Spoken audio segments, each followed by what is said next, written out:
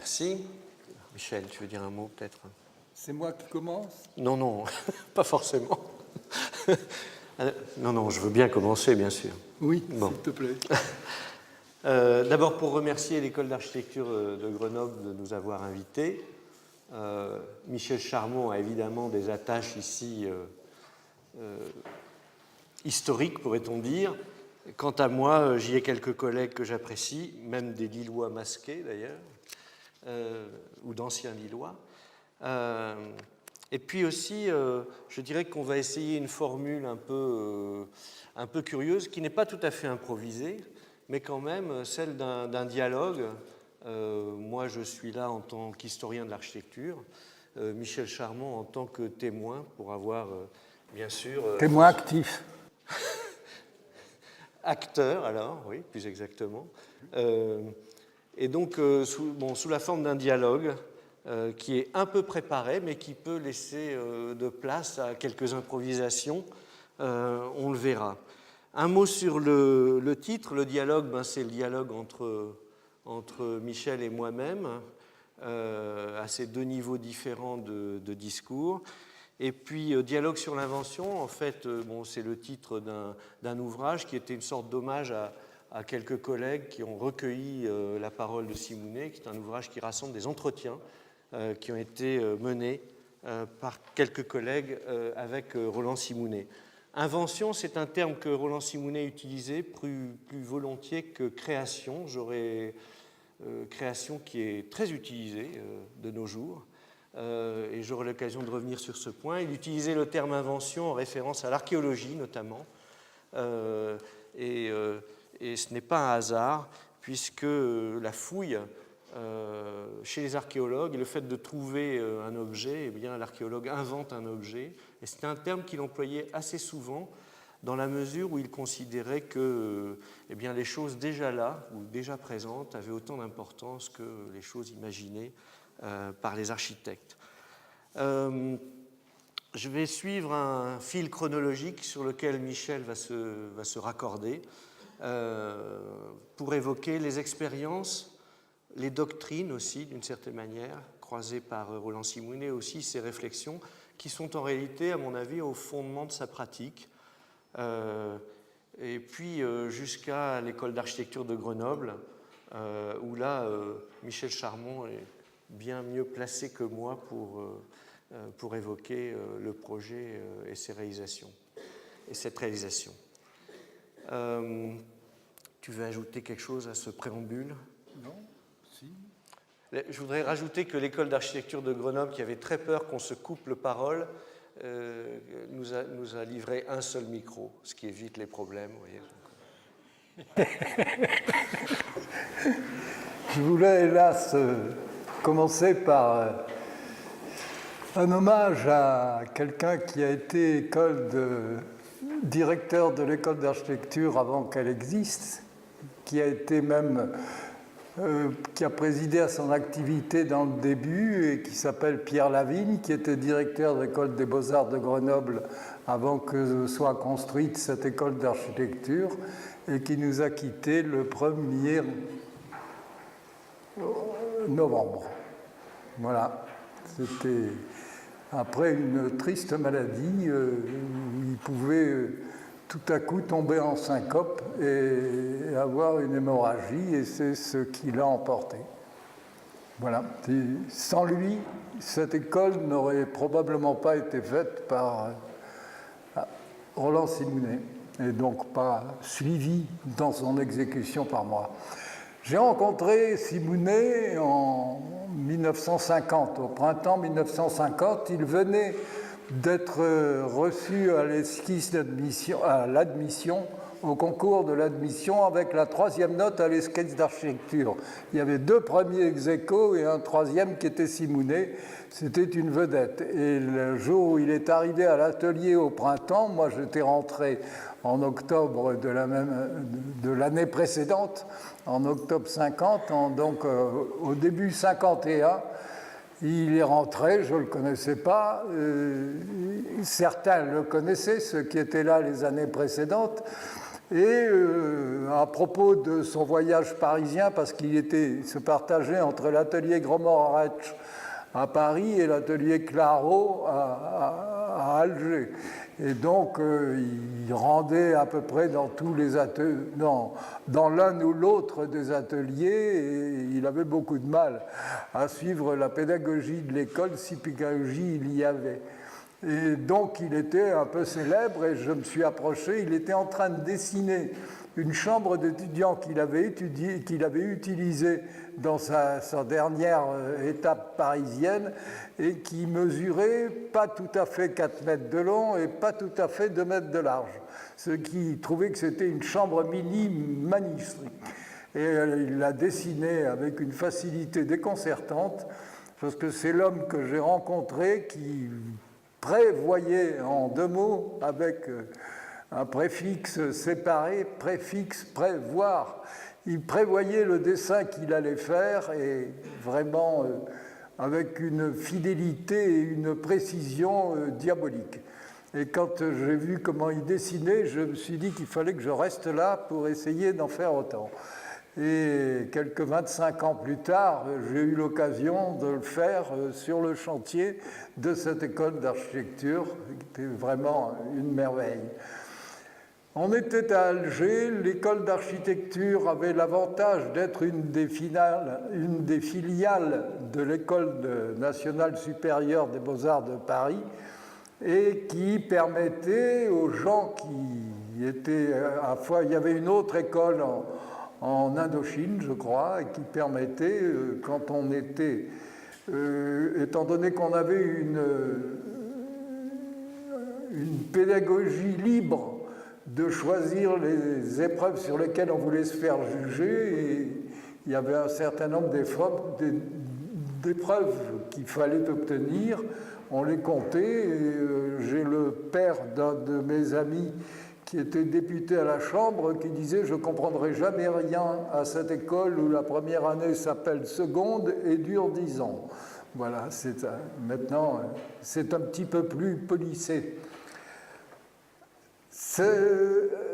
À Alger, nous étions aussi avec un homme politique français qui a même été ministre de la guerre et qui était Jacques Chevalier et qui avait toujours pensé qu'une ville de l'importance d'Alger et de son agglomération méritait un plan d'Alger, un plan du bureau, le bureau du plan d'Alger qu'on a confié à Gérald Hanning qui était un Britannique d'adoption qui avait travaillé chez Le Corbusier, et ça lui donnait aussi une importance formidable. Il y avait un homme qui était fonctionnaire supérieur du ministère de la Construction et qui supervisait le tout sur le plan administratif avec une canne qui savait merveilleusement manipuler.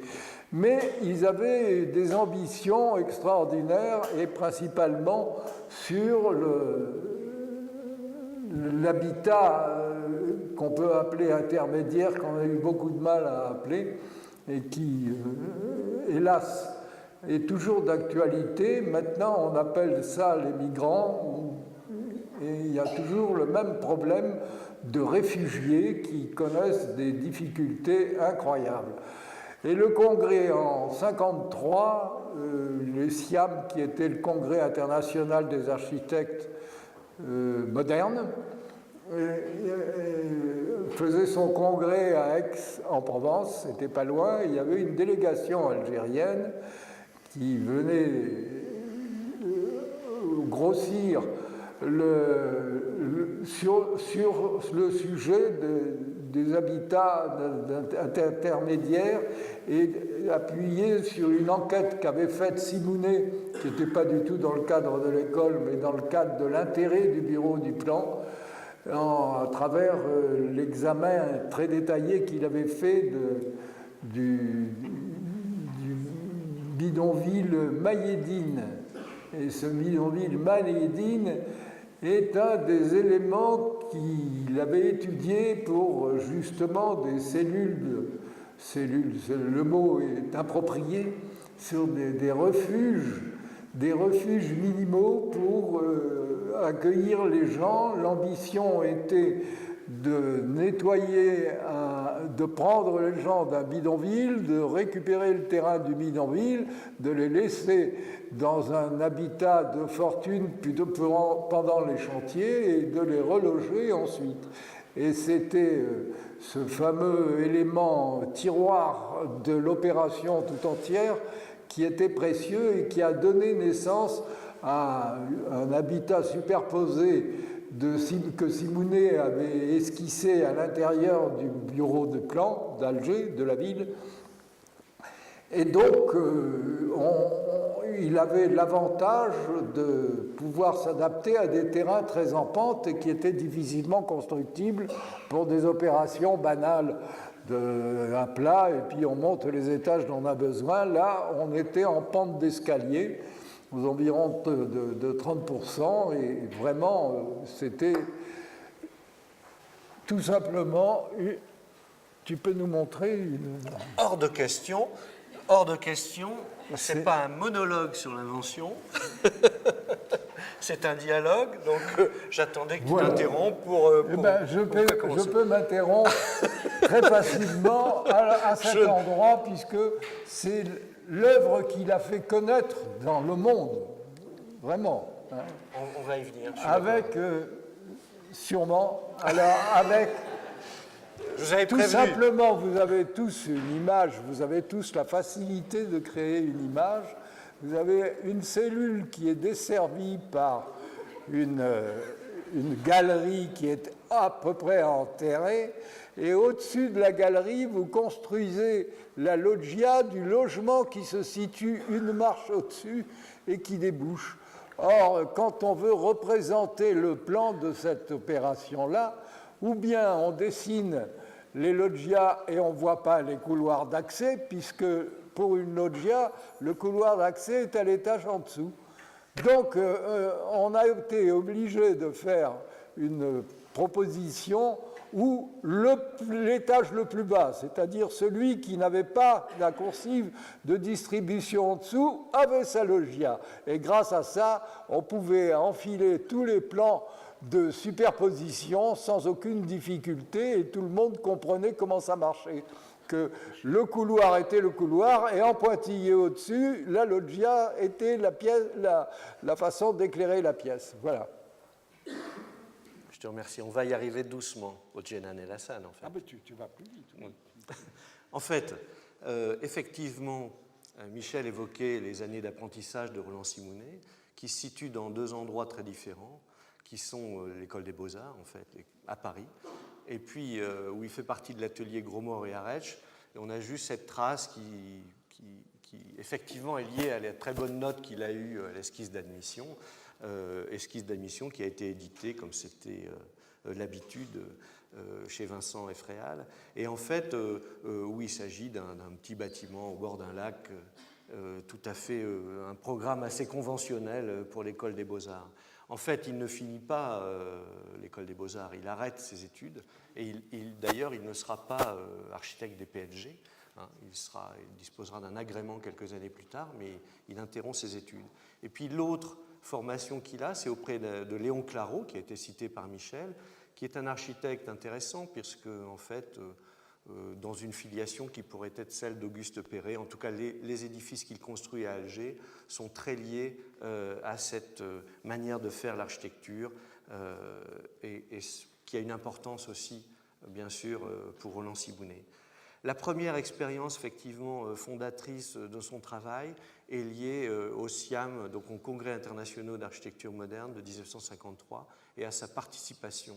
C'est le plus jeune de la bande, et peut-être pour les étudiants, je dois préciser ce que c'est que la grille SIAM, ce qu'on appelle la grille SIAM, parce qu'en fait, souvent on évoque cette grille SIAM, mais on n'explique pas du tout ce que c'est. C'est une chose très simple, c'est que les congressistes qui se déplacent au congrès pour emporter en fait les éléments qu'ils voulaient montrer, eh bien, utilisaient simplement un papier de 21 par 27 cm qu'ils assemblaient et qui leur permettait de faire une très grande affiche en réalité à partir de la multiplication de ces petits papiers de 21-27 Hein, c'était la norme donc, des congrès internationaux d'architecture moderne qui permettait aux personnes qui venaient de très loin, simplement dans un petit porte-document, de prendre ces productions.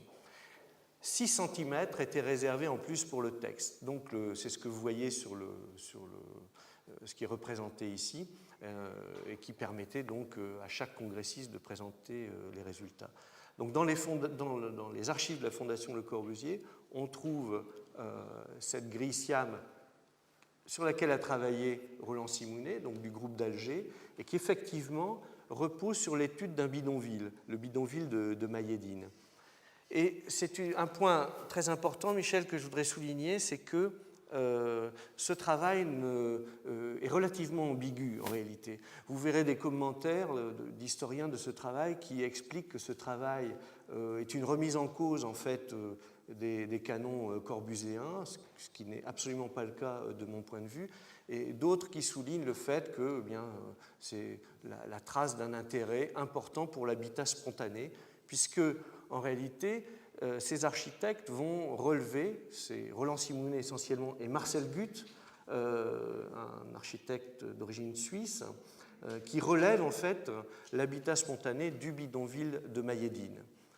Mais l'équipe du SIAM d'Alger, ce sont des corbuséens convaincus. C'est Pierre-André Emery, bien sûr, c'est Louis Miquel, par exemple, c'est Gérald Hanning, qui a été cité, qui joue un grand rôle dans le calcul du modulor, notamment, qui crée l'environnement de Simounet par rapport à ce travail. Je le signale aussi, les planches sont d'une très grande beauté plastique. Elles mêlent donc des photomontages avec des textes, et donc c'est un document extrêmement intéressant à examiner. Le bidonville de Mayedine est étudié sous toutes les coutures, dans les cheminements des habitants, dans la manière dont ils conçoivent leur habitat, comme finalement s'il s'agissait d'une agglomération urbaine, je dirais, que l'on étudie sur le terrain.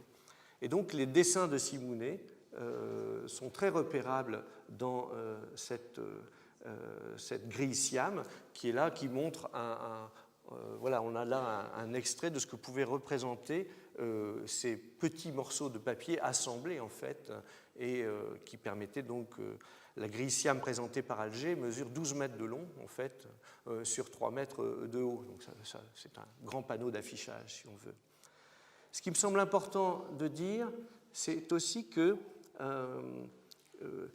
curieusement, on va y trouver dans les analyses qui sont produites par les membres du groupe SIAM Alger, cette référence systématique à Le Corbusier, d'un point de vue pratiquement caricatural, puisqu'ici je vous montre un relevé qui est effectué d'un habitat, et en fait le texte nous dit que c'est incroyable, on y retrouve les dimensions du modulor. Et c'est vrai que Jean de Maisonseul, qui fait partie aussi de cet environnement de Roland Simounet, va insister sur ce point. Et on peut douter quand même à ce point que l'habitat spontané d'un bidonville de Mayedine utilise effectivement les dimensions du modulor conçu par Le Corbusier. Donc c'est un peu, si vous voulez, pour moi une étude qui est un peu ambiguë. Et l'image qui a sans doute provoqué le plus de commentaires, cette image-là, puisqu'il s'agit d'une image qui a été l'objet de très nombreuses interprétations. Voilà, une silhouette orientale, et elle est intitulée « Recherche des normes particulières aux populations musulmanes ». En fait, il s'agit donc de trouver un modulor qui serait adapté à la situation algérienne et aux populations musulmanes. En fait, d'une certaine manière, on peut considérer que c'est une manière d'orientaliser, pourrait-on dire, le modulor. Et d'ailleurs, dans les propositions qui sont faites pour, je dirais, remplacer ce bidonville, eh bien, on trouve en fait les configurations qui sont celles des immeubles que conçoit Le Corbusier à ce moment-là, la double hauteur, la mezzanine, et on a l'impression d'être dans une sorte de cité radieuse qui est d'ailleurs inaugurée au moment de la tenue à Aix-en-Provence du Congrès international d'architecture moderne. Voilà, donc avec l'étude du bidonville de Mayedine et ses conclusions, ce sont deux côtés de la pratique de Roland Simounet, à mon avis, qui sont déjà présentes, qui sont cette filiation avec l'architecture moderne, cet environnement corbuséen, et aussi une attention quand même très précise aux cultures locales, qui sont manifestes dans certains autres documents. Et moi, ce qui me vaut d'être ici, c'est d'avoir passé 3 ans dans 30 mètres cubes d'archives de Roland Simounet. Donc, les archives de Roland Simounet contiennent des traces de cet intérêt et de ce moment fondateur du SIAM 53. Ça, c'est la grille du SIAM 53 où Roland Simounet a dessiné des objets du quotidien, en fait. Vous voyez, c'est amusant parce que ça ressemble à un tableau puriste, pratiquement, ces objets du quotidien qui sont dessinés, rassemblés sur ce carré. Et en fait, Roland Simounet, ne disposant pas de cette grille chez lui, l'a redessinée et elle est donc trouvable dans ses archives en décalquant à partir d'un papier plur, mais du coup elle a été publiée à l'envers dans sa monographie puisque c'est l'autre côté du décalque qui a été publié, mais en fait c'est Roland Simounet qui a redessiné ces objets du quotidien qu'il avait dessinés lors du bidonville, de l'étude du bidonville de Mayedine. On va trouver dans les premières œuvres de Roland Simounet ces deux tendances, et je vais redonner la parole à Michel, deux tendances, c'est-à-dire une tendance de filiation avec l'architecture moderne. Les premières œuvres sont très directement liées à ça.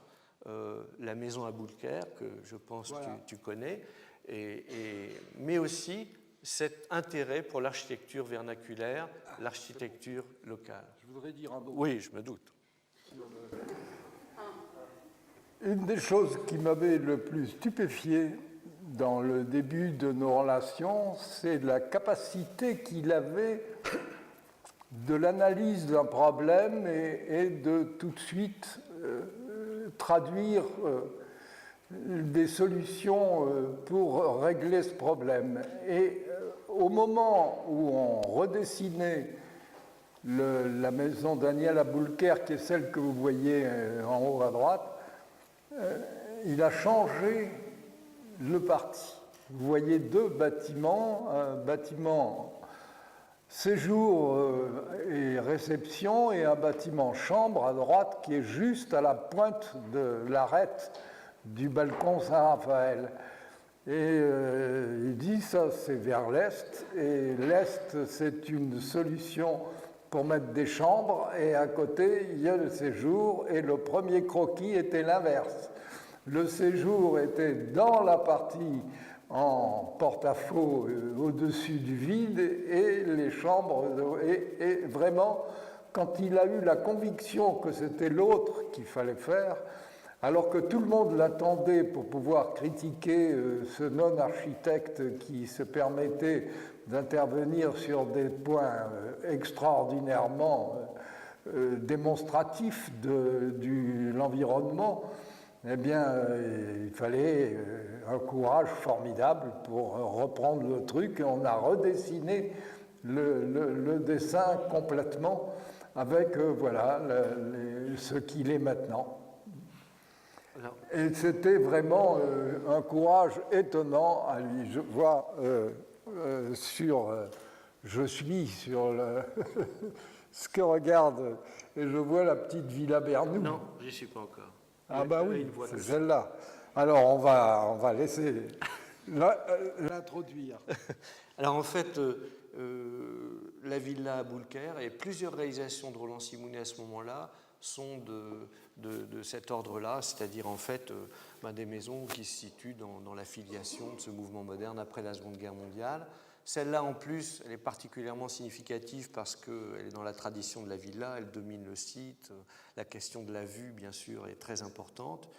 Et puis, il y a une sorte de dramatisation même de la situation topographique parce qu'elle est sur un éperon, en réalité, et elle domine complètement le paysage. Ça, c'est un premier aspect. Plusieurs maisons individuelles sont sur ce registre-là. Et l'autre aspect, l'autre pendant, mais en même temps, c'est-à-dire tout cela se passe à peu près en même temps ou à un an de différence, c'est effectivement cette attention ou cette synthèse entre la culture locale et puis cette filiation moderne. Et il y a une maison qui illustre parfaitement bien ce cas-là, c'est la maison Bernoux. Bernoux, c'est un chauffeur, si mes souvenirs sont bons, voilà, quelqu'un d'une famille très modeste, et en fait, il imagine une maison qui est une maison, bien sûr, qui ressemble à un exercice de style. C'est un cube, en fait, complètement introverti, pratiquement, qui est inscrit sur la pente. Et la coupe de la maison Bernoux est très intéressante, puisqu'elle c'est une coupe qui montre un puits de lumière au centre de la maison et qui correspond bien sûr aussi à des habitudes, je dirais, culturelles locales. Je parle de la coupe de la maison Bernoux. Ah oui, la maison Bernoux, il y avait un puits de lumière à l'intérieur. C'était un projet qui était si petit, il faisait 7,35 mètres de côté, je me souviens de ça, qu'on avait dessiné au 25e, c'est-à-dire la moitié du 50e. Donc c'était une très grande échelle, mais ça faisait un plan qui mesurait, je ne sais plus combien, mais enfin pour 7 mètres, 28 cm de côté, et donc c'était très, très rapidement fait sur des formats qui ne s'appelaient pas encore comme ça. C'était des 21-27 et pas des 21-29-7.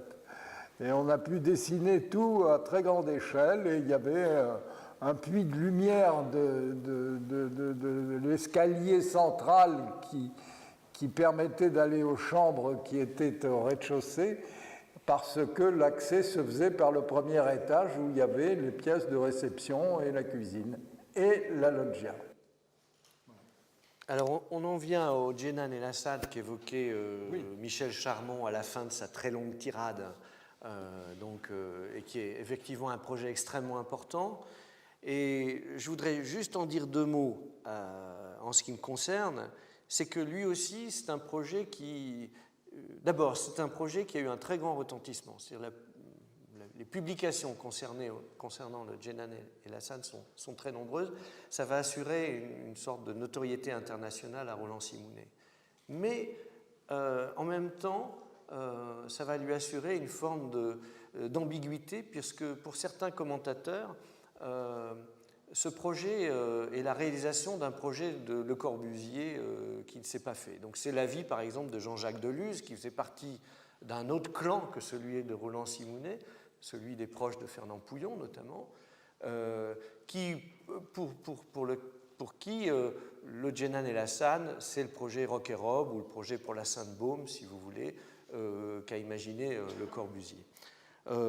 Moi, je ne tranche pas sur cette question, mais par contre, il y a une très grande ressemblance, effectivement, entre les deux projets, en raison notamment de ce qu'expliquait Michel, qu'on voit très bien sur la coupe, de l'inscription sur la pente et de la manière dont sont articulés les ensembles entre eux.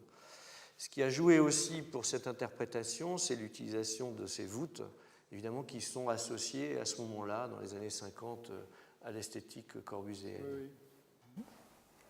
Mais c'était la première occasion, c'est faite sur 200 logements pour le Djenan El Assad, et ce qu'on avait imaginé de façon théorique s'est révélé très facile d'adaptation, parce que le terrain était suffisamment accidenté pour qu'on y puisse trouver nos correspondances de niveau en déplaçant les choses et en suivant la morphologie du terrain, sans vraiment de grandes difficultés. Au contraire, il fallait être précis, on avait des relevés de géomètre qui l'étaient, et donc on pouvait faire un dégrossissage de la géométrie générale de l'ensemble des accès qui correspondait à l'ensemble des évacuations aussi, et qui facilitait les choses et qui évitait d'avoir des plus-values de difficultés de terrain et de machin comme ça, puisqu'on s'adaptait au terrain sans aucune difficulté,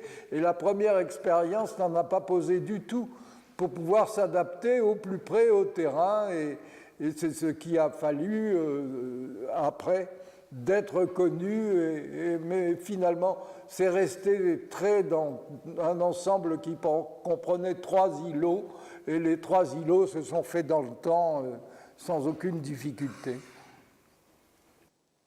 C'est une opération qui rentre dans une procédure qui, à l'époque, a produit des logements plutôt pas toujours de très bonne qualité, on va dire ça comme ça, puisque c'est une procédure du logement million, en fait, adaptée à l'Algérie, adaptée avec grande difficulté à l'Algérie. Je vous rappelle que les logements millions, c'est une procédure qui visait à construire c'est un F2 de 51 mètres carrés à moins de 1 million de francs à l'époque. Et en réalité, des architectes comme Candilis ont construit pour Emmaüs à l'époque, donc dès 1955, après l'hiver de 54, en fait, des ensembles de logements suivant cette procédure. Et il y a une adaptation de cette procédure à l'Algérie. L'opération s'est densifiée considérabablement ensuite, au point d'ailleurs qu'il n'en reste plus rien actuellement. Elle est pratiquement détruite. Enfin, les dernières images que j'ai eues du Djenan El Hassan, il ne reste plus que quelques cellules, malheureusement. Et le projet qui effectivement est toujours montré en référence à cette réalisation de Roland Simounet, c'est celui de Roc et Robe, ou celui de la Sainte-Baume, qui est établi par Le Corbusier quelques années avant la date de réalisation du Djenan El Hassan. Pour Jean de Maisonseul, qui est plutôt un zélateur de Le Corbusier, lui, il n'hésite pas à dire que le Djenan El Hassan, c'est l'invention je reprends ces termes, l'invention du collectif horizontal. Voilà. Bon, en l'occurrence, il n'est pas tout à fait horizontal puisqu'il est en pente, mais en fait, il signifie par là quand même que c'est une solution qui va être ensuite développée par bien d'autres architectes. D'associer une cellule de vie et un WC avec un point d'eau. C'est ce qui, dans le mode de vie des Arabes et des musulmans, était très précieux. Il ne fallait pas que les hommes voient les femmes, etc. Et donc, associer un point d'eau d'évacuation par petite cellule de 3,50 m par 3,50 m au carré, en gros. Hein.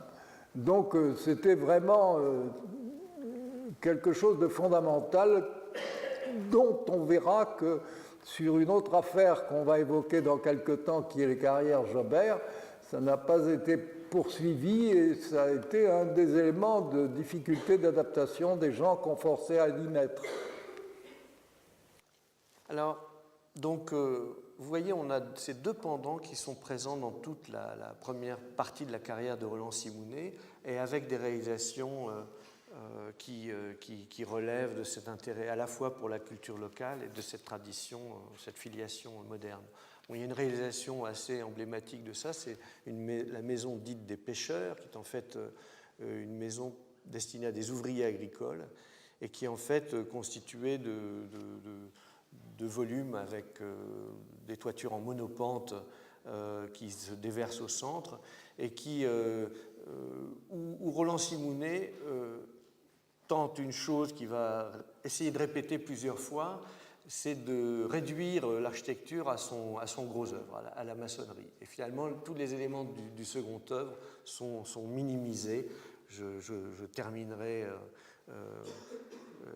les images avec une réalisation très emblématique de cette volonté de réduire tous les accessoires, pourrait-on dire, de l'architecture.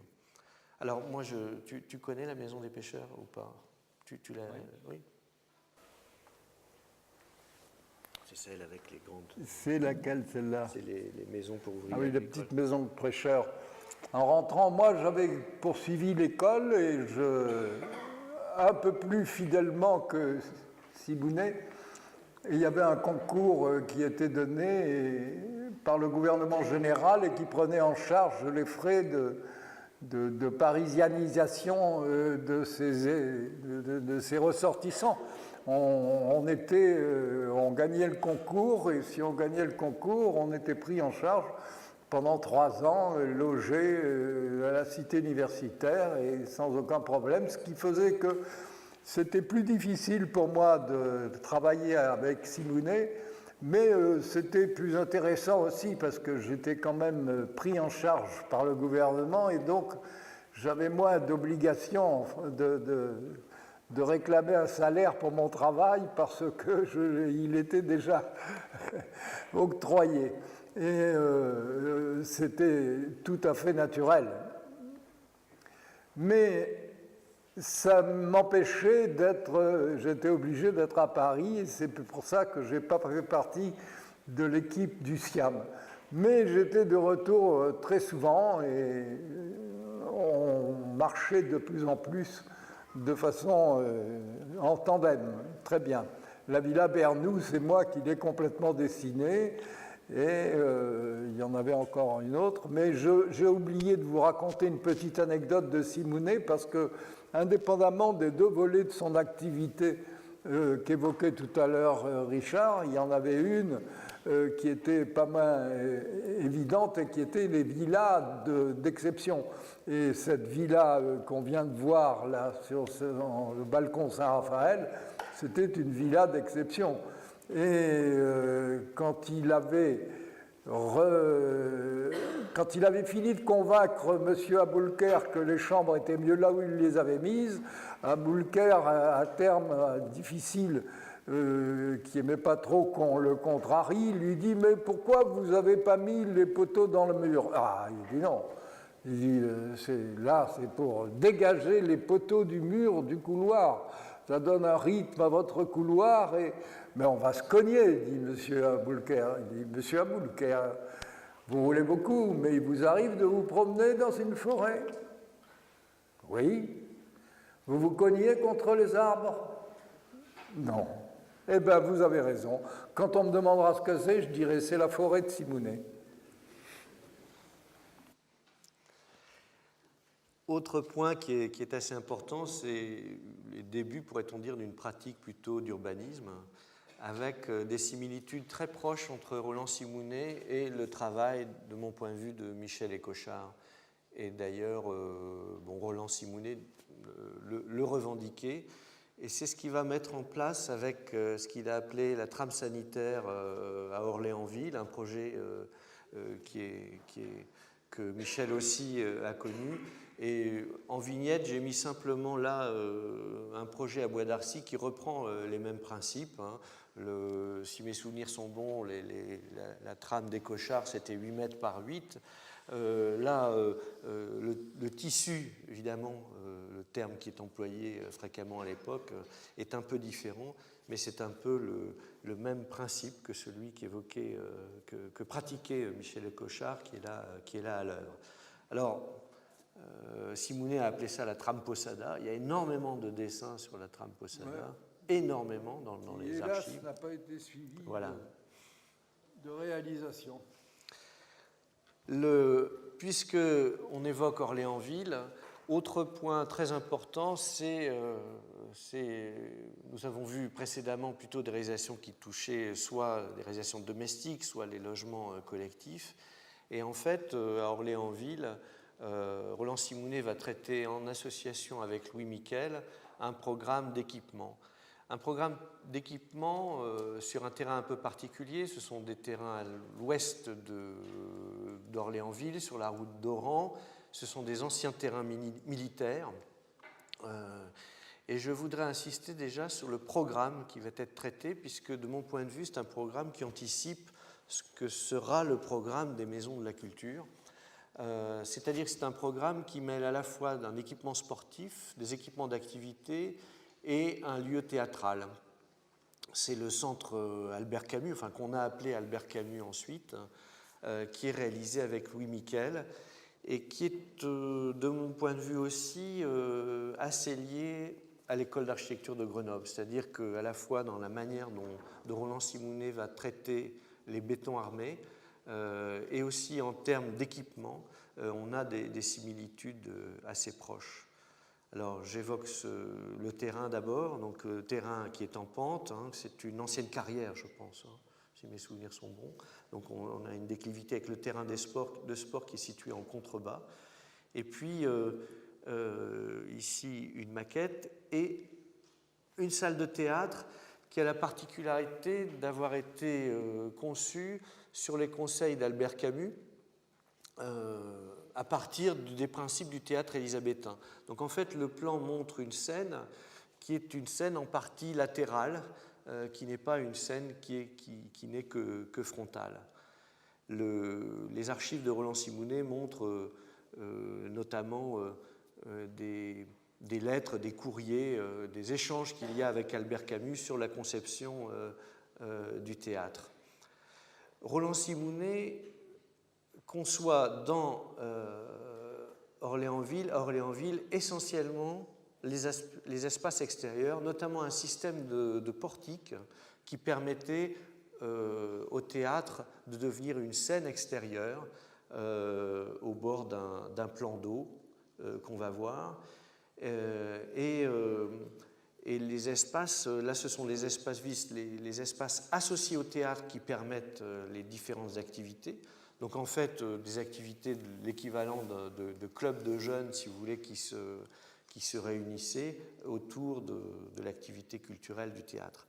Voici une vue de la salle de spectacle avec la coupe, c'est-à-dire que... Ah. Avec la coupe qui montre qu'on est inscrit dans la pente, que donc les gradins en fait correspondent à la pente de la topographie initiale du terrain, hein, ce qui est assez systématique bien sûr. Et puis juste un mot, la partie latérale qui forme des portiques qui constitue cette scène un peu particulière de ce théâtre d'Orléansville. Oui, Miquel avait dessiné la totalité du théâtre proprement dit, et puis Simounet s'était occupé de l'implantation. L'ensemble des plans avait été redessiné à l'agence de Simounet, parce que Miquel travaillait le plus souvent avec Emery, et il avait gardé ça, et nous, avec le Djenan El Hassan, on était passé maître dans l'art d'adapter un terrain à une architecture ou une architecture à un terrain, et que vraiment, pour faire toutes les installations extérieures, on avait une facilité de manipulation de ces choses-là en 3 dimensions qui nous aidait beaucoup. Et Simounet a fait aussi la maison des jeunes de cet ensemble du centre d'Albert Camus. On parle d'Albert Camus ? Ah, tu peux en parler. Voilà des vues là c'est la partie du théâtre et les portiques qui sont notamment conçus par Roland Simounet qui servaient de scène extérieure.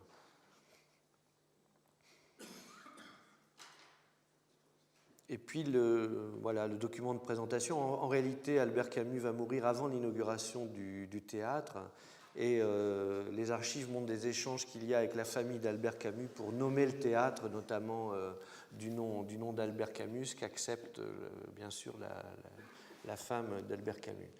Albert Camus, en fait, Roland Simounet est proche d'Albert Camus, notamment par le biais il est un co-signataire de la trêve pour la paix civile, c'est-à-dire ce groupement en Algérie qui a essayé de pacifier les conflits qu'il y avait en Algérie. La protection des civils innocents.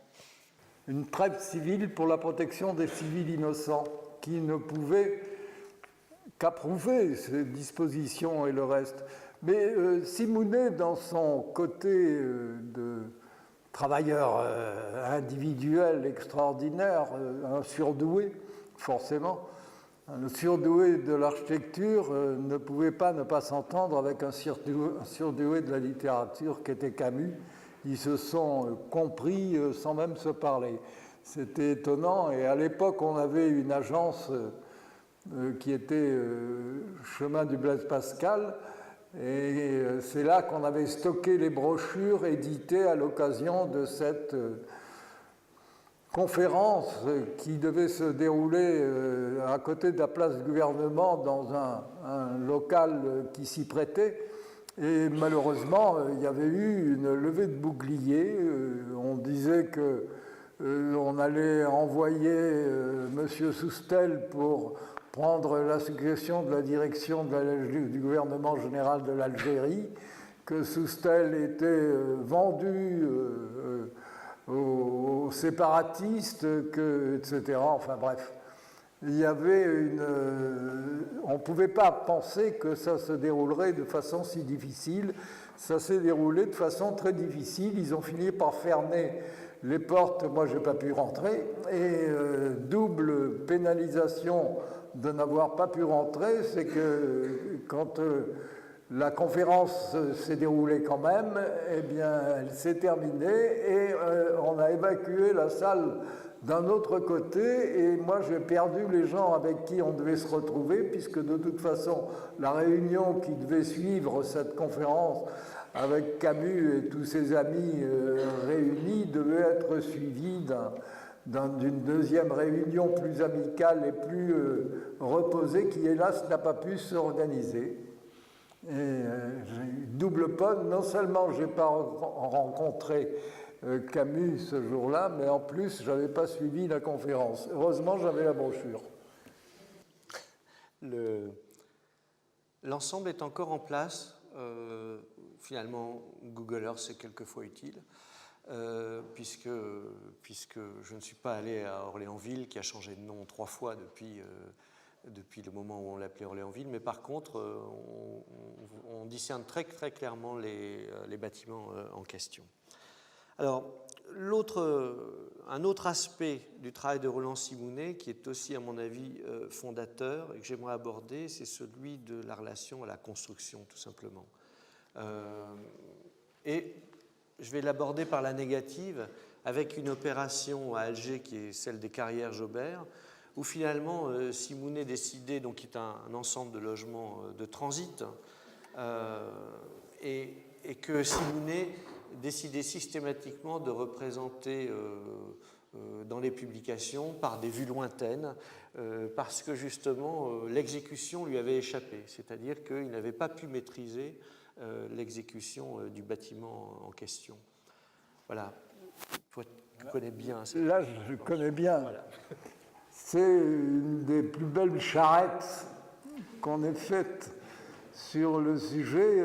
Moi, je disais, c'était le vrai Dream Team. Dream Team, ça a été inventé quand on a ouvert les Jeux Olympiques aux basketteurs américains.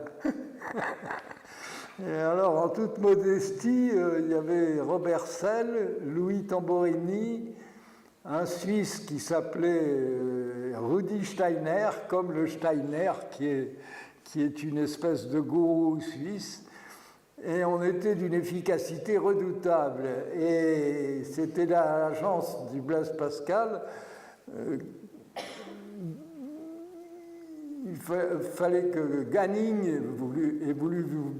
est venu voir où en étaient les études. Il a trouvé des tas de dessins très complets, très difficiles, et puis tout ça devait être prêt 10 jours plus tard. Il a dit, vous ne serez jamais prêt, mais on était la Dream Team, et on s'est mis au boulot. Les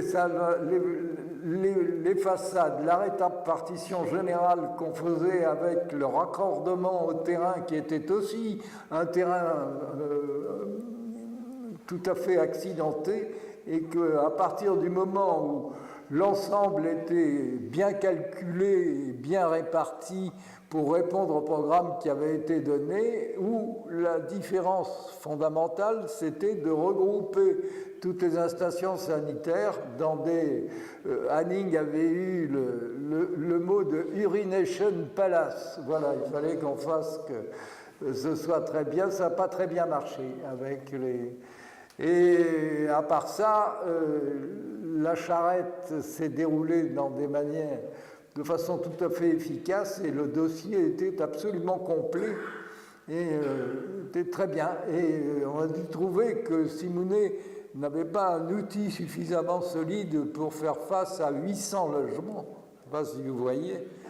Et on a confié l'exécution à Dore et Berry, qui étaient les lieutenants de Pouillon. Alors, vraiment, c'était un truc qui nous a rendus furieux, mais enfin, surtout Roland, parce que les seules modifications qu'ils pouvaient faire compte tenu de l'imbrication du plan masse général de cet énorme truc d'ensemble avec une cour centrale, ça ne pouvait pas être bougé parce que si on changeait quelque chose dans un coin, tout se retrouvait bousculé jusqu'à l'autre bout.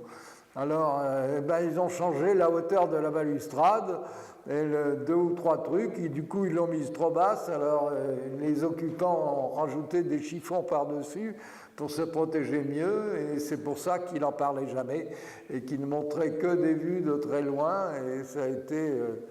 il n'était pas encore suffisamment important et pris, même pour des gens comme Hanning qui n'avaient pas de difficulté à trouver son talent éclatant. Bon, en même temps, historiquement, c'était intéressant de voir un bâtiment de Roland-Simonet qui a des allures de l'esthétique de Fernand Pouillon. On comprend mieux pourquoi, après ce qui vient d'être expliqué.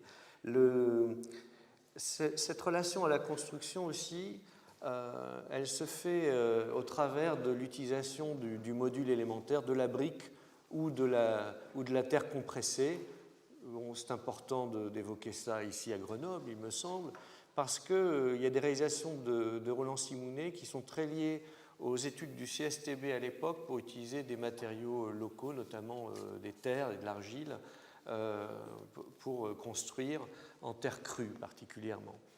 Bon, il y a l'église Sainte-Marie de Téféchoun que je montre pour d'autres raisons, quitte à être un peu polémique d'une certaine manière, c'est-à-dire qu'il me semble qu'il n'y a pas une grande attention de Roland-Simonet à la question du programme, ou plus exactement, ce qui domine chez lui, c'est plutôt une pratique disciplinaire de l'architecture qui va au-delà de la question du programme, c'est-à-dire que ces architectures ne répondent pas forcément systématiquement à un programme, mais plus exactement, elles emploient systématiquement ou elles posent les mêmes questions architecturales. Une des questions qui est posée par le module de briques, l'utilisation du module de briques, est le rapport entre le dimensionnement global, c'est-à-dire les proportions notamment des parois, et puis la multiplication du module en question. Et Simonet va se faire vraiment, de ce point de vue-là, une spécialité du traitement architectural de cette question, liée aussi aux conditions de la main-d'œuvre. Il y a une réalisation qui montre très clairement cette obsession de la mise en œuvre et de la mise en œuvre du matériau modulaire. Il s'agit d'un village en terre stabilisée où Roland-Simonet, comme il sait qu'il a affaire à une main-d'œuvre qui n'est absolument pas spécialisée, eh bien, va utiliser des moyens graphiques qui correspondent à la manière dont va être construit l'ensemble. Et donc, au lieu d'avoir des plans qui sont une coupe horizontale à 1 mètre, eh bien, pour le village en terre stabilisée, on a des plans par lit de briques. Et en réalité, on a donc autant de plans qu'il y a de lits de briques, tout simplement parce que les personnes qui ont mis en œuvre ces briques eh bien, vont suivre, une fois qu'ils ont assemblé un premier lit, vont suivre un autre plan. On avait deux échelles de hauteur, des échelles en centimètres normales et des échelles numérotées en rang de briques. Comme ça, le maçon, ils n'avaient pas de problème. On avait fait ça avec beaucoup de soin et ils ont respecté scrupuleusement la chose. C'était absolument incroyable. On avait pris la bonne valeur de l'épaisseur du rang de briques et de son lit de mortier. Et comme ça, ils avaient un plan par série de 2 plans par assise, pair et impair, pour construire. Et c'était si petit qu'avec 10 plans, on avait tout depuis le bas jusqu'à la crotère, et c'était bien. Alors, de mon point de vue, cette caractéristique, c'est ce qui, bien sûr, dans la filiation corbusienne, marque une très grande différence, c'est cette attention à la construction. Et ça fait de Roland Simounet aussi un héritier du rationalisme français. C'est-à-dire qu'en réalité, il y a cette attention à la construction, à ce rationalisme de la construction et à la manière dont vont être assemblés les éléments modulaires qui permettent de construire les édifices. Une autre particularité aussi, c'est que dans certains cas, et les photos le montrent, il y a pratiquement une recherche d'une architecture sans âge, c'est-à-dire que finalement, la photo qu'on voit là pourrait être, d'une certaine manière, les restes d'une construction bien plus ancienne. C'est d'ailleurs ce qui va se passer avec Timgad, puisque une nouvelle agglomération qui est faite à Timgad, à proximité, pas très loin des ruines romaines, va être l'occasion pour Simounet de mettre au point avec le CSTB un moule, donc une sorte de parpaing, si on veut, qui va permettre la construction d'un parpaing, qui va être le moule utilisé systématiquement pour les parois de Timgad, de cette agglomération de Timgad, avec un système donc, de répétition systématique du parpaing et de poteaux dont j'ai appris qu'ils étaient préfabriqués tout à l'heure. C'est ça, Michel? Les poteaux de Timgad que tu évoquais? Ah, Timgad, oui, mais il y avait un petit préalable, c'est qu'avant Timgad, il fallait que je fasse mon service militaire. J'étais arrivé à la limite du comment on appelait ça? Le sursis. Voilà, oui, mon sursis arrivait. J'ai été libéré par la naissance de mon fils, parce que j'avais une fille d'abord, et puis ensuite un fils, pour dire que l'agence du Blaise Pascal, c'était quelque chose qu'on nous avait proposé quand on voulait s'installer, ma femme et moi, mais c'était trop grand. Et Simounet, il était fait. On a fait le passé Muscade. J'ai pris l'agence de la ville Eugène Étienne, qui était son agence des débuts, et lui, il a pris le Blaise Pascal. Pour après, au bout de 3 ans, redescendre dans un immeuble pont qui était l'endroit où le Télémli franchit la rue Burdeau, et il s'est installé sur le même étage que Doré-Berry. Je lui disais, mais moi, je ne vais pas gratter dans une agence à côté de Doré-Berry. C'était ceux qui avaient réalisé le Carrières-Aubert, qui avaient trahi. Bon, enfin, c'était une combine horrible. Je ne sais pas comment ça a pu se passer. Et moi, il fallait que je rende aussi mon diplôme. J'ai travaillé 1 an après avoir effectué la totalité de mon école à Paris. Donc, il ne restait plus que passer le diplôme. Et il fallait que je sentais que si je ne passais pas mon diplôme avant le départ vraisemblablement attendu de l'ensemble des occupants de l'Algérie, ce serait plus difficile plus tard, et j'avais raison. Et je suis allé 6 mois pour faire un point d'attache dans le Sahara pour une industrie annexe des pétroles qui faisait des recherches avec des sondages électriques, qui est Schlumberger, qui existe toujours. On n'a pas fait le projet. C'était pas grave, mais moi j'ai repris mon travail en 57, mais en 57 c'est tout près de 62, et les dernières années ont été extraordinairement difficiles. Et moi je sentais qu'il fallait que j'avais un bon camarade d'atelier qui travaillait à Lyon, qui avait la chance d'être chez un prix de Rome, donc il avait plein de projets. C'était l'époque où Lyon construisait sa fac de sciences, et mon ami qui s'appelle Jacques Medge, avec lequel j'ai été associé pendant 18 ans, commençait à avoir des affaires personnelles, et il ne pouvait pas traiter les affaires pour le prix de Rome et en même temps les affaires personnelles, et donc on était convenu que si on avait à traverser la Méditerranée, eh bien, moi, je m'arrêterais à Lyon et lui, il continuerait à Paris. Et c'est comme ça que ça s'est passé. Et la façon dont on s'est retrouvés, c'est en 1975. On ne s'est jamais perdu de vue, puisque familialement, on se retrouvait quelquefois en vacances et des choses comme ça, et on ne s'est jamais perdu de vue.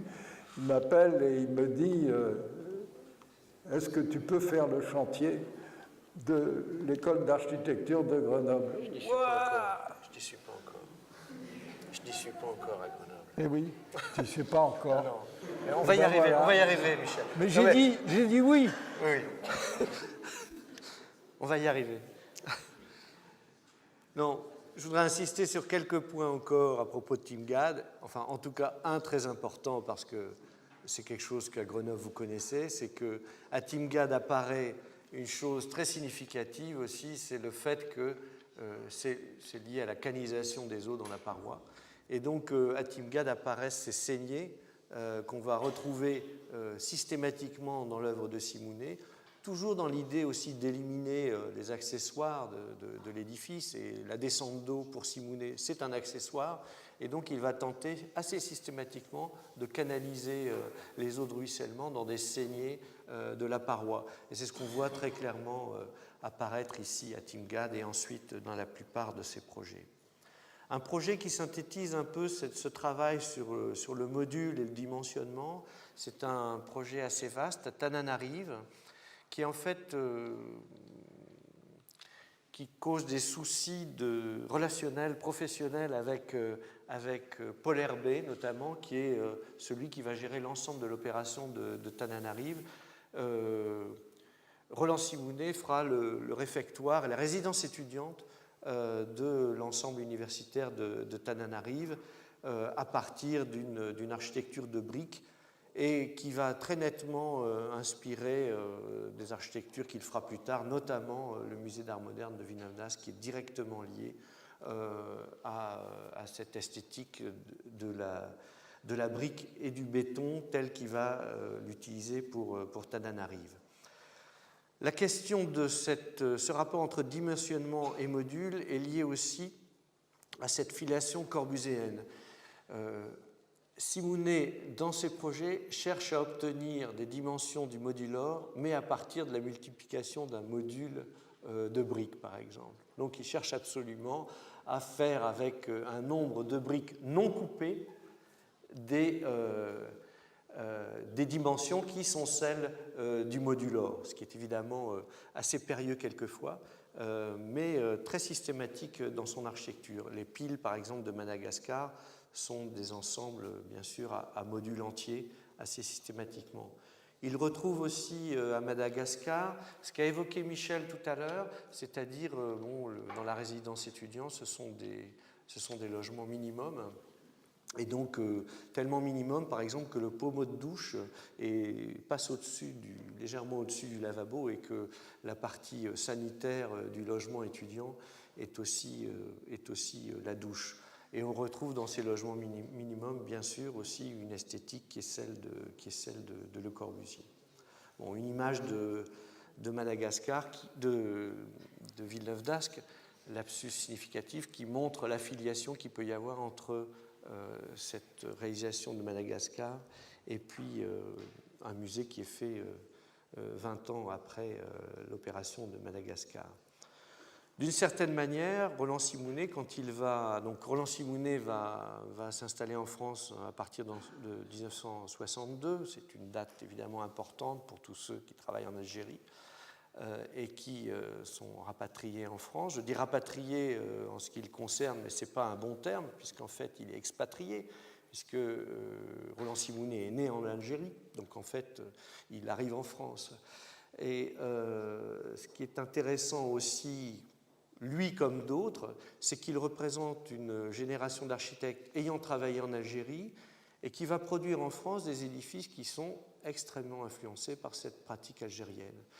Et on pourrait dire que c'est une sorte d'orientalisme, d'une certaine manière, qui arrive en France, avec des choix qui sont faits pour d'autres raisons que des choix culturels qui ont été faits en Algérie, mais qui sont liés à cette pratique algérienne. Je prends quelques exemples, notamment un qui est systématiquement le fait de produire une architecture introvertie et qui trouve une raison d'être dans le milieu des villes nouvelles pour Roland Simounet, par exemple, parce que, il réfute l'environnement dans lequel il construit. Et donc, il va assez souvent produire des architectures qui ont un caractère introverti pour finalement s'extraire de l'environnement dans lequel elles se trouvent. Il y a le cas de la ZAC des Hautes-Bruyères à Villejuif, où on peut associer l'esthétique qui est pratiquée à cette option qui est prise par Roland Simounet, ou encore l'école de danse de Marseille, qui est un bâtiment complètement introverti, qui est pratiquement aveugle de l'extérieur. Pour évoquer cette manière de transposer finalement cette pratique algérienne en France métropolitaine, il y a un tout petit projet que j'apprécie beaucoup, qui est le projet d'une piscine qui a été réalisée sur la presqu'île de Gien, en réalité, qui est en fait traitée comme une retenue d'eau, telle qu'on les trouve au Mzab. Là encore, il s'agit de maintenir l'eau, de retenir l'eau qui est rare. Et donc, j'ai mis ici en parallèle une image tirée du livre d'André Ravero sur la vallée du Mzab. Et puis, l'état actuel, d'ailleurs, de cette piscine qui a été transformée, il vaut mieux mettre cet état initial, qui est traité comme une retenue, justement, de l'eau et non pas comme un bassin, je dirais, un bassin, une piscine. On voit aussi sur la coupe l'intérêt, on est au bord de la falaise, et donc elle est très difficile à trouver, mais finalement, en allant plutôt du côté mer, on arrive à l'identifier et à la repérer. Et donc, dans toute l'œuvre de Simounet, il y a, de mon point de vue, mais c'est le cas aussi d'autres architectes, hein, bien sûr, une sorte d'interprétation issue de cette culture et cette pratique en Algérie dans des situations différentes. Ici, bien sûr, on est au bord de la Méditerranée, mais ça n'a rien à voir avec la situation du Mzab, ou alors dans des sites de villes nouvelles pour des raisons totalement différentes. Je voulais dire un mot sur la façon de travailler de Simounet, dont il disait qu'il n'était pas convaincu du tout d'avoir une méthode, et il était toujours... Il ne réfléchissait jamais au parti qu'il allait prendre pour résoudre un problème ou poser un problème. Eh bien, il ne le faisait pas au bureau. Il arrivait au bureau avec ses carnets dont quelquefois je me moquais en riant. Je lui disais, on va préparer ton catalogue des œuvres complètes. Et c'est vraiment quelque chose qu'on a fait. C'est ce catalogue, on était tombé sur un dessinateur graphiqueur qui était un homme à tout faire dans l'agence, qui avait fait de la reliure. Et il nous a fait une façon de catalogue absolument extraordinaire et qui plaisait beaucoup à Simounet. Et c'est avec ces documents-là qu'il est allé voir Le Corbusier et qu'il a passé un après-midi. Corbusier avait regardé ces deux albums qu'il avait amenés et il lui a dit « Mais vous avez réalisé la plupart des rêves que j'ai passés. J'ai commencé à construire à plus de 50 ans. Vous n'en avez pas 30 ou tout juste. Et vous avez déjà un catalogue comme ça. De quoi vous plaignez-vous » Je vais te repasser la parole, Michel, puisque là, on arrive à l'école d'architecture de Grenoble, dont tu as suivi le chantier, et dont il serait bon de dire quelques mots. Hein ? Je parle de Grenoble. Donc je te propose de me donner la parole. Évidemment, voilà. Mais non, mais j'avais dit oui. Eh bien oui, je suis venu. Et puis, ça s'est passé très bien. Je dis, c'est vraiment comme... je ne sais pas, moi. Pour moi, bon, je construis beaucoup. Je n'ai pas toujours été très fier de ce que je faisais. Je n'ai jamais eu honte quand même. Mais c'était continuer à travailler avec Simounet, c'était un problème. C'est pas facile de travailler avec un surdoué. Vous passez 3 jours à essayer de résoudre un problème, puis vous lui dites, là, il y a un truc, je ne sais pas comment on s'y prend, mais on n'arrive pas à s'en sortir. Il dit, bah, tu fais ça. C'était vrai. C'était ce qu'il fallait faire. Alors, c'est fatigant. Et on se fait bouffer complètement. Et vraiment, je crois que j'ai eu peur de ne pas pouvoir, de ne pas savoir résister suffisamment. Et donc, c'est comme ça que j'ai fait ce chantier. C'est grâce à ça que j'ai fait ce chantier ici, qui était plein. Moi, j'habitais à 1 heure du chantier, puisque en plus, quand on venait à Grenoble à cette époque-là, on gardait l'autoroute jusqu'au bout, puis on prenait la dernière sortie et on tombait sur le chantier de l'école. C'était très simple et on ne mettait pas 3 heures à traverser Grenoble entre la gare et ici, comme tout à l'heure. Voilà, et c'était...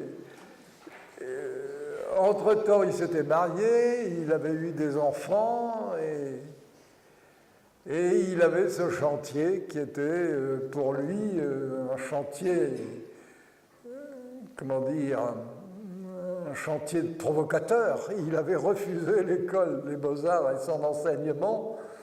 Au mois de juillet 1961, le Conseil régional d'Alger des architectes s'est réuni pour inscrire des nouveaux membres. Et il y avait comme nouveaux membres Roland Simounet pour un dossier d'agrément à laquelle personne n'osera s'opposer, et Charmont parce qu'il a présenté son diplôme et qu'on doit l'inscrire. Et il a été reçu et on doit l'inscrire. On est sur la même décision qui était très lourde de sens juste avant 62 où on a quitté l'Algérie. Lui est resté un petit peu plus longtemps parce qu'il avait des chantiers en route qu'il fallait essayer de terminer et il a rejoint Paris en 63. Mais il était à Paris, j'étais à Lyon pour faire... j'étais au repos parce que ma grand-mère paternelle est une grenobloise, famille Second, et donc elle avait une maison à Méaudre et c'était le lieu qu'on avait trouvé pour se remettre d'aplomb. Ce qu'on avait fait avant d'aller à Lyon, j'avais quitté Alger le 4 juin. Le 10, j'étais à Grenoble pour acheter de quoi dessiner et le 11, je faisais le permis de construire d'un ensemble à Villeurbanne de 237 logements avec mon associé Jacques Mensch, avec qui je suis resté pendant 18 ans. Voilà. Et c'est pendant ce temps que tout à coup, Roland est arrivé avec ce projet et qu'on a vraiment vécu un chantier extraordinaire. Je rappelais aux gens qui ont connu cette époque que vraiment on avait une équipe absolument tout à fait extraordinaire et les réunions de chantier étaient un vrai bonheur. Il y avait vraiment, quand je raconte ça, on me dit mais non, tu blagues, tu brodes, tu enjolives les choses. Non, ça se passait bien. Et puis, quand un chantier se passe bien, ben, il n'y a aucun problème. Et les problèmes sont réglés au fur et à mesure qu'ils apparaissent. Et s'ils sont réglés avec le consentement de tous les participants, il n'y a pas de problème. Donc, les choses se sont faites. Je n'ai jamais eu des chantiers très compliqués. Je dois avoir un don pour ça. Alors, il faut en profiter. J'en ai profité. Bon, les archives montrent un peu autre chose, pas du point de vue du chantier, effectivement, mais du point de vue de la complexité de l'opération et de son programme, notamment. Il y a l'histoire du terme que vous devez tout connaître ici, les groupes modulaires de base, les GMB, et notamment le travail préalable sur le programme est très compliqué pour la mise au point de l'articulation de ces fameux groupes modulaires de base, notamment. Ça, c'est un premier point. Et le second point, c'est que dans l'œuvre de Simounet, c'est un des projets aussi les plus complexes, les plus maniérés. C'est-à-dire qu'en fait, les solutions voilà, sont moins simples, je dirais, que dans d'autres projets. C'est d'ailleurs un projet que moi, je ne connais pas très très bien et qui m'apparaît... qui apparaît sous deux jours très différents. Celui, par exemple, de cette fameuse vue avec où là, on pourrait dire que c'est l'expression des fameux groupes en question, d'une certaine manière, hein, en pyramide, et puis celui du traitement des bétons, qui est très proche, à mon avis, de celui qui était fait dans le centre Albert Camus d'Orléansville. Oui, on dirait pas... Simounet disait, moi, je n'ai pas de méthode, mais j'ai une façon de m'y prendre qui est toujours à peu près la même chose. Et là, sur ce chantier, d'un seul coup, j'ai récupéré tout ce qu'il m'avait appris pour faire des perspectives, et j'en ai fait une collection incroyable parce que l'entreprise, j'oublie le nom, c'est inadmissible. Bref, bon. Avait mis à la disposition du chantier un dessinateur, et le dessinateur dessinait avec moi les coffrages dans lesquels on allait couler le béton armé. Et donc, j'ai fait toute une série de croquis à main levée, en perspective, pour que tout le monde comprenne et que ce soit facile. Il y avait des plans qui fixaient les dimensions de façon très précise, donc vraiment... C'était simplement ce qui se faisait dans un coin de fabricants de coffrage qui assemblaient les planches.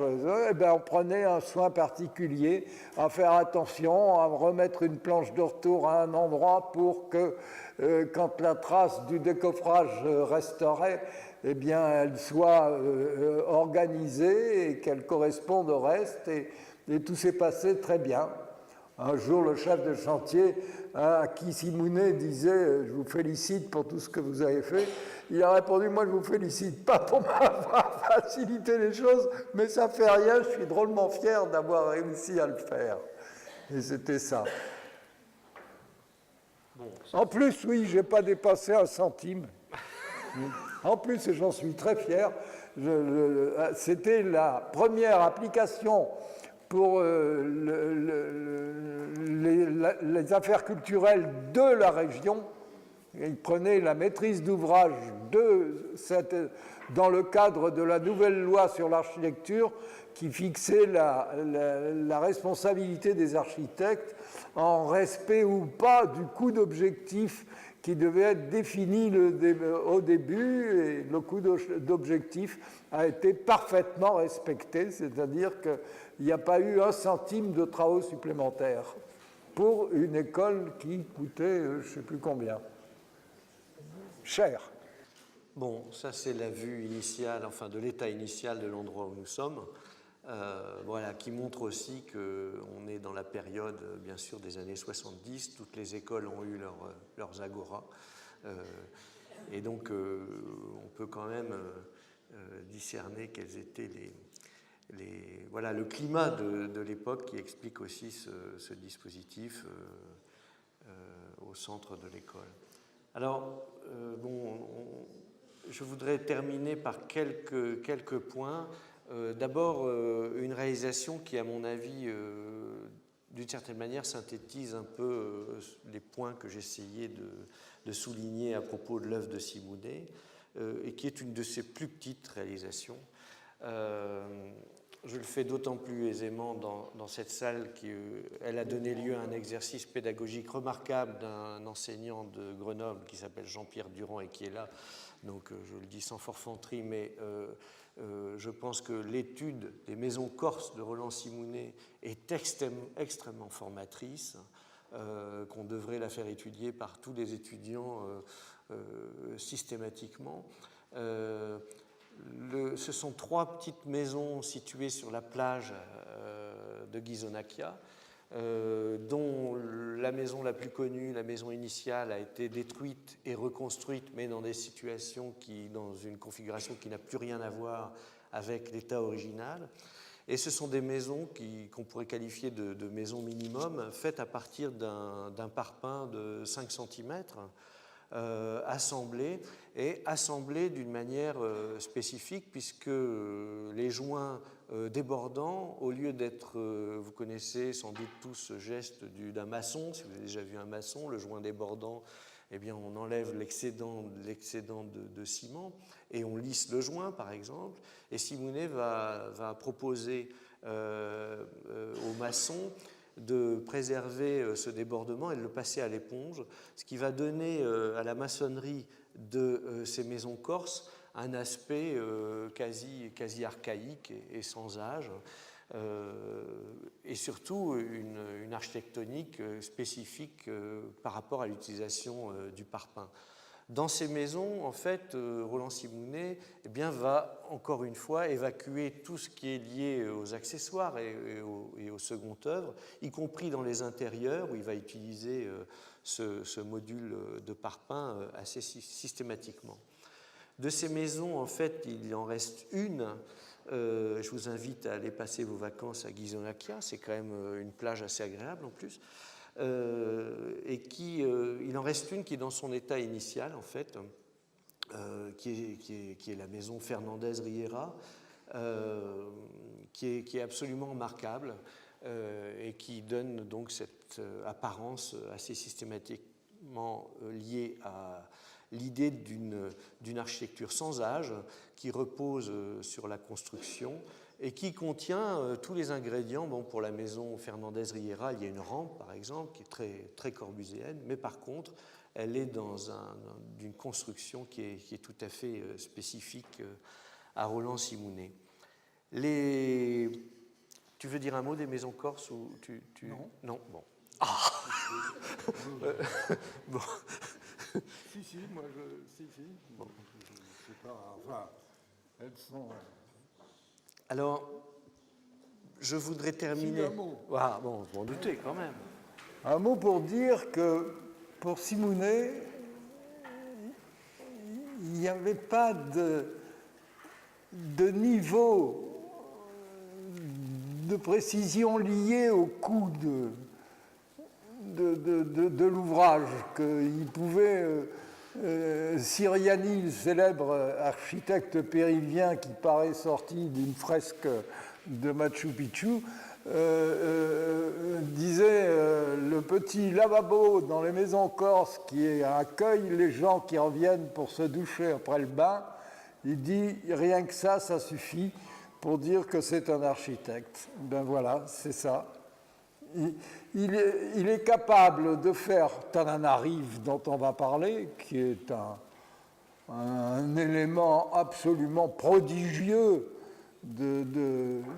d'assimilation d'un problème vrai qui était très difficile, lointain, et pour ressortir avec un moyen de construction inspiré du lieu, qui est en filiation directe avec le lieu, qui était vraiment un truc, ils attendaient de l'aluminium et ils ont eu de la terre séchée, quoi. C'est vraiment bien. Les archives révèlent quelques petits miracles. Michel Charmont a évoqué l'usage des carnets de Roland Simounet. Les carnets de Roland Simounet lui servaient très directement dans sa pratique, notamment par rapport à ses collaborateurs, pour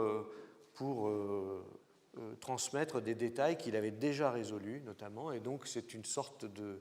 Les carnets lui servaient à la fois de réflexion sur sa propre pratique, mais aussi d'outils de communication avec ses collaborateurs sur des détails qui étaient réalisés. Mais aussi, on trouve dans les carnets des choses assez amusantes, qui sont des références à des choses qu'on ne comprend pas. Et par exemple, il y avait ce petit dessin intitulé Tiptoe, voilà, et qu'on n'arrivait pas à savoir ce que c'était. Et grâce à la famille, on a réussi à savoir ce que c'était. En fait, en 1939, Roland Simounet construit une baraque, une petite cabane plus exactement, dans le fond de son jardin. Et il a dessiné de mémoire dans un de ses carnets. Les carnets ont aussi un rôle rétrospectif, pourrait-on dire. Grâce à la famille, on a retrouvé une photo en fait de cette cabane. Je ne veux pas dire que cette cabane résume tout le travail de Roland-Simonet, mais quand même on y trouve une certaine attention, notamment à la chose constructive. Les carnets de Roland-Simonet, c'est un mot, moi je voudrais terminer sur ce point, après je repasse la parole à Michel, mais c'est aussi une bonne leçon de la relation que peut entretenir un architecte à sa pratique, la relation sophistiquée qu'il peut entretenir à sa pratique.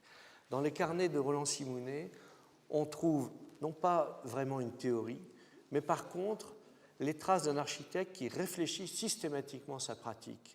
Il y évoque ses propres filiations, par exemple, dans les carnets qui ont un caractère rétrospectif. On y trouve toutes les personnes qu'il a croisées, de manière hiérarchisée ou non. On y trouve, par exemple, aussi les textes de ses conférences. Voici, par exemple, un texte dans un carnet qui, en fait, est une conférence de Roland-Simonet. Et bon, je vous invite, ces archives sont consultables, un peu loin de vous actuellement, elles sont à Roubaix, mais la consultation des carnets est vraiment extrêmement révélatrice aussi de la qualité de dessinateur de Roland-Simonet. Il n'y a pas de dessin qui ne corresponde à une réalité constructive, par exemple, dans ces carnets, et c'est très très important. Il me semble aussi important de souligner que Roland-Simonet avait pleinement conscience, pourrait-on dire, de sa situation parmi ses contemporains. C'est ce qu'on trouve aussi dans ses carnets. C'est-à-dire il arrive à situer sa propre pratique dans les pratiques qui lui sont contemporaines. Et il arrivait aussi à énoncer dans ses carnets ce qu'il devait à ses pairs, notamment dans des filiations dont il estimait qu'elles avaient été très formatrices pour lui, et du propre intérêt de ses réalisations. Il y a donc une lecture des carnets à faire aussi pour comprendre la position de cet architecte. Et l'idée d'un architecte qui réfléchit sa pratique à partir d'un carnet de dessin me semble assez salutaire, surtout de nos jours, pourrait-on dire, c'est presque une formule de résistance, d'utiliser les carnets à des fins de réflexion de sa propre pratique.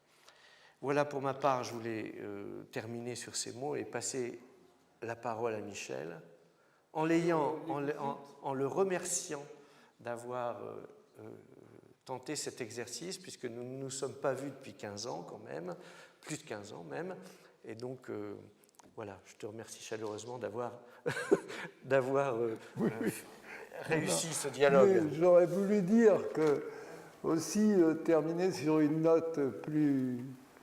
Tananarive, de toute façon, c'est un phénomène.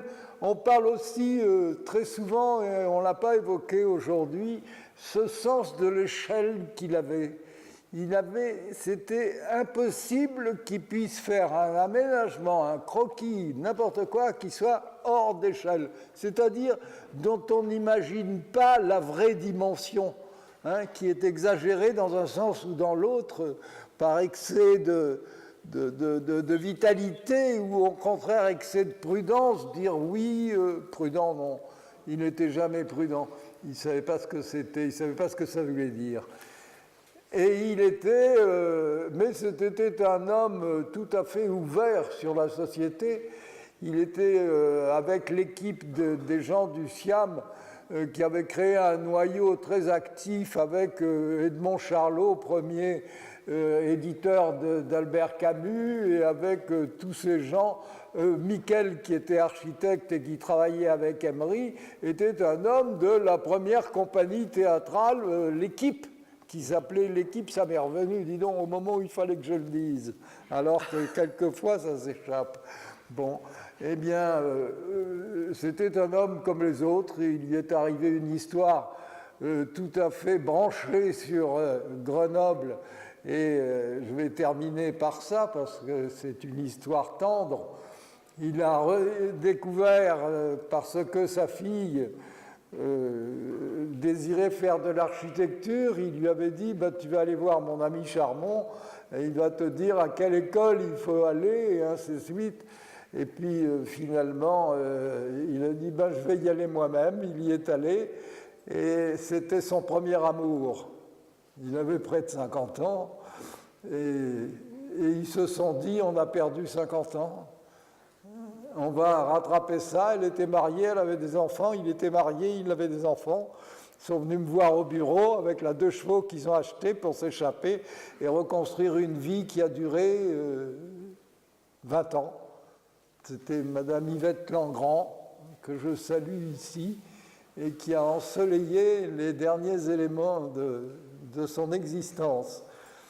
Et puis je voulais dire aussi qu'il m'a offert quelques privilège incroyable, celui en particulier du musée Picasso. Il a pris un après-midi pour me dire je vais t'emmener voir ce que j'ai prévu pour le Picasso et nous allons visiter avec le conservateur l'immeuble tel que je le lui livre pour qu'il fasse son équipement et qu'il mette en place ce qu'il doit mettre en place. Et compte tenu qu'il avait étudié l'ensemble des œuvres qui ont été accrochées ensuite, il l'avait étudié. Donc j'ai vu le musée tel que l'écrin prêt à recevoir les bijoux que la dation, le phénomène de dation pour améliorer les héritages, eh bien, a permis pour le musée Picasso. Et à ce propos, il y avait un petit défaut qui me taraudait et que c'était la chute que j'avais annoncée et que je te livre maintenant. Dans l'ensemble des dispositions, je n'ai strictement rien changé, sauf une chose. C'est comme ça, il faut parler de tout si on décide de parler de tout. Il avait prévu des urinoirs hommes un peu monumentaux et je trouvais qu'il y avait en plus une difficulté d'exécution et une coordination d'intervention de plusieurs entreprises ensemble, et donc il y avait quelque chose de compliqué qu'on pouvait résoudre, c'était les urinoirs. Les urinoirs, et heureusement le plombier qui était là, qui était un homme compétent, puisqu'il n'y avait que des gens compétents sur ce chantier, eh bien m'avait trouvé un urinoir qui était vraiment très proche des urinoirs Stahl et qui avait l'avantage de nécessiter une intervention au lieu de 15 si on avait fait ce que Simounet avait décidé. Et quand on a visité fini la visite avec le conservateur, il m'a dit bah, maintenant je vais t'emmener voir les sous-sols parce qu'ils sont aménagés aussi et j'ai veillé à ce que l'ensemble du repérage des circuits de sécurité, tout ça ne soit pas mis n'importe où pour être vu, mais que fasse partie de l'ensemble intégré. Et puis il m'a montré les urinoirs hommes qui étaient des urinoirs Stahl, qui étaient remarquablement bien faits. Siriani s'étonnait sur la position d'un lavabo. Là, je vous dis, si vous retournez au musée Picasso, qui est réouvert et que vous pouvez visiter, n'oubliez pas d'aller visiter. Et il m'a regardé, il m'a dit, c'est pas mal quand même. Et moi, j'ai compris que c'était à moi que ça s'adressait, parce qu'il ne m'avait jamais dit qu'il n'avait pas apprécié que je n'ai pas mis ces Stahl, mais au contraire des urinoirs Stahl. Et on s'est compris sans le dire, c'est le seul reproche qui m'est fait. Bon, merci de votre attention.